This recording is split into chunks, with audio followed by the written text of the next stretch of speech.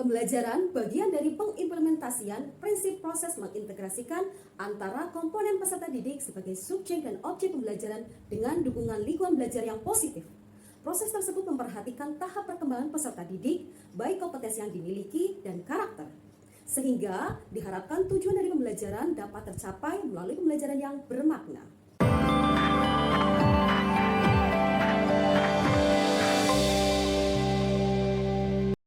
Assalamualaikum warahmatullahi wabarakatuh. Salam semangat.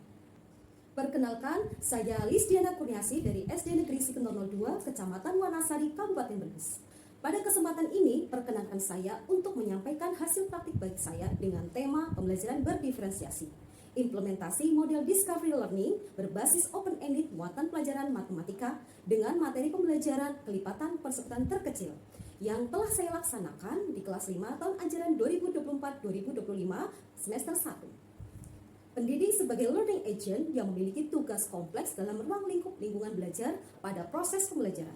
Sudah tentu pendidik sebagai inovator seharusnya mampu melakukan inovasi pada pembelajaran yang dilakukannya untuk memenuhi kebutuhan belajar peserta didik. Maka dibutuhkan strategi pembelajaran yang tepat guna sehingga tujuan belajar dapat tercapai. Akan tetapi, ditemukan fakta di lapangan bahwa pengajaran yang dilakukan masih bersifat klasikal, karena masih terfokus satu penggunaan metode pembelajaran yaitu ceramah saja. Bahkan dapat menyebabkan kurangnya keterlibatan dan peran aktif peserta didik dalam rangkaian proses pembelajaran, serta kurangnya memperhatikan kebutuhan belajar yang disesuaikan dengan tahap perkembangan dan kompetensi yang dimiliki oleh peserta didik, yang jelas akan berpengaruh pada kemampuan bernalar kritisnya. Sehingga hal tersebut berdampak pada hasil belajar peserta didik yang kurang maksimal, baik kognitif, afektif, dan psikomotor. Pada awal tahun ajaran 2024-2025 menunjukkan bahwa hanya 46% peserta didik yang menyukai muatan pelajaran matematika. Berdasarkan masalah tersebut, saya melakukan praktik baik, yakni tahap pertama melakukan identifikasi masalah yang telah dianalisis terkait pemenuhan kebutuhan belajar peserta didik. Saya memetakan hasil belajar peserta didik berdasarkan hasil tes diagnostik pada awal tahun ajaran 2024-2025 diperoleh 42% gaya belajar visual, 30% gaya belajar auditori, dan 28% gaya belajar kinestetik. Tahap kedua, saya berkonsultasi dengan kepala sekolah terhadap rencana pembelajaran yang sudah dirancang terkait pembelajaran berdiferensiasi melalui model Discovery Learning berbasis open-ended. Tahap ketiga, menyusun strategi terkait pembelajaran diferensiasi melalui model Discovery Learning berbasis open-ended, yakni memahami secara seksama sintak dari model pembelajaran untuk dapat diimplementasikan dalam pembelajaran secara efektif dan efisien, serta mengelompokkan peserta didik berdasarkan kesiapan belajar dan gaya belajarnya. Tahap terakhir, berkolaborasi dengan rekan sejawat terkait persiapan praktik baik yang dilakukan. Tahap terakhir,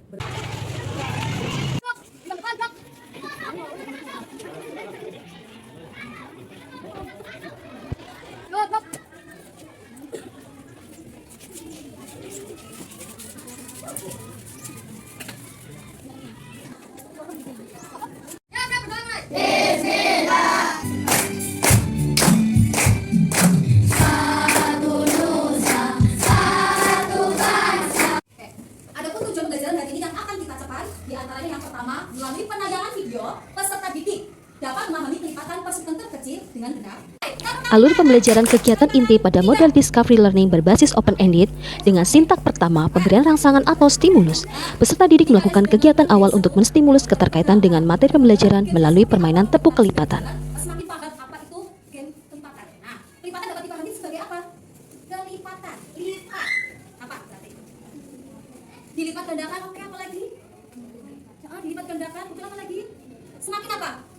Semakin banyak sesuai dengan bilangan dasarnya kan? Nah, ada gambaran lipatan seperti apa? Untuk itu supaya Guru memberikan tes diagnostik untuk mengetahui kesiapan belajar peserta didik. Bu Guru punya soal yang berupa tes diagnostik sebagai ini tahu kesiapan kalian pada belajar. Siapkan alat tulis.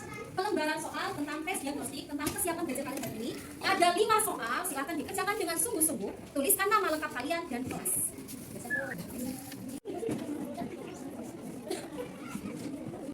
Sintak kedua yaitu identifikasi masalah atau problem statement.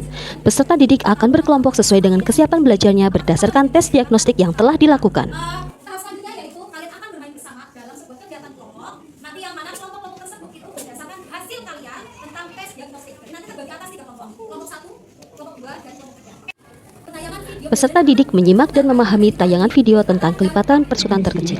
Kemudian, mereka akan melakukan konfirmasi terhadap video yang telah ditayangkan. Kita samakan persepsi kita terkait istilah tadi yang kamu sebutkan. Sintak ketiga yaitu pengumpulan data atau data collection. Peserta didik dengan bimbingan guru akan belajar melalui penggunaan alat pembelajaran yang telah disesuaikan dengan kesiapan belajarnya.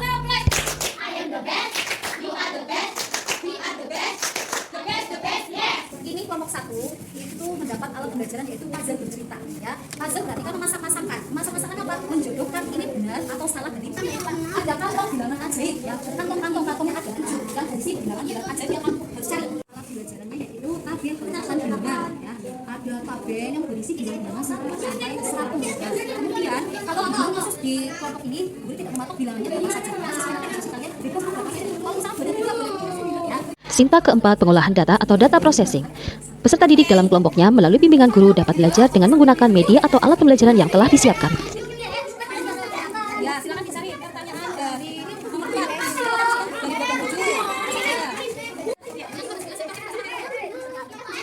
Oke, setelah tadi kamu memahami materi lebih mendalam tentang kelipatan persekutuan dan KPK melalui alat pembelajaran yang sudah kamu pegang dan kuasai, sudah paham dengan materinya. Selanjutnya yaitu melakukan menyelesaikan soal terkait LKPD secara mandiri, lengkapnya dan kelasnya. Silakan. Oke, untuk hasil LKPD sudah kamu selesaikan dengan baik secara mandiri. Untuk itu, tahap selanjutnya kalian akan mempresentasikan hasil LKPD kalian dalam sebuah kelompok. Assalamualaikum warahmatullahi wabarakatuh. Waalaikumsalam warahmatullahi wabarakatuh. Kami dari kelompok 1 ingin menyampaikan hasil LKPD dari kelompok kami. Singkatan bilangan dari 11 dari 11 21 33 45 65 65. Demikian presentasi LKPD dari kelompok kami. Demikian presentasi dari Ibu Penantu. Demikian presentasi. Supaya refresh kembali otaknya tidak tegang dengan matematika, buku ada ice breaking tentang tangan diputar-putar. Silakan semuanya berdiri.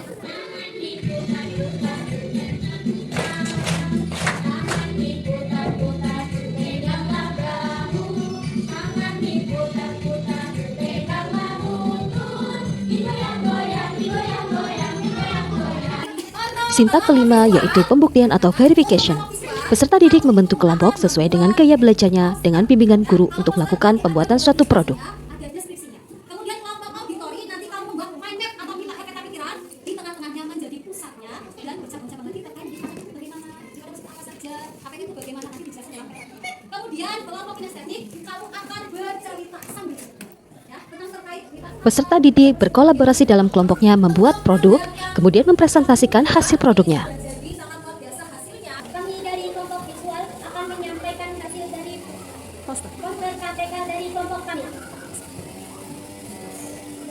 Sintak keenam yaitu menarik kesimpulan atau generalization. Setiap kelompok akan menanggapi kelompok lain yang telah mempresentasikan hasil diskusinya. Kemudian guru bersama peserta didik melakukan konfirmasi dan penguatan atas materi yang telah dipelajari secara bersama. Apa saja sebagai evaluasi penguasaan materi yang sudah kamu terima berupa evaluasi pembelajaran. Nanti ada kegiatan kuis tebak bilangan.